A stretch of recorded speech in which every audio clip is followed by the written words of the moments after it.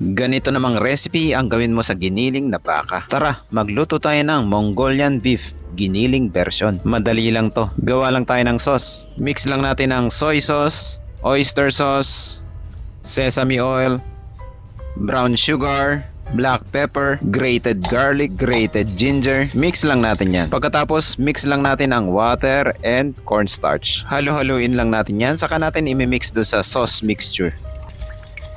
Painit lang tayo ng kawali at lalagyan lang natin ng konting olive oil. Igigisa lang natin ang sibuyas, green bell pepper at titimplan lang natin ng konting asin. Gisa-gisahin lang natin yan hanggang sa mag-translucent yung sibuyas at set aside. Sunod natin ilalagay yung giniling na baka. Ipa-flat lang natin sa kawali yan para magkaroon ng tosta agad yung ilalim at season lang natin ng salt and pepper. Saka natin halu-haluin hanggang sa magkaroon ng tosta. Pagkatapos ilalagay na natin yung sauce mixture. Halu-haluin lang natin yan hanggang sa lumapot yung sauce or hanggang sa magmantika. At ilalagay na natin yung onion and bell pepper, red chili, spring onions. Halu-haluin lang natin yan hanggang sa kumapit yung sauce dun sa gulay at okay na yan. Napakadali lang ng recipe na to at napakasarap.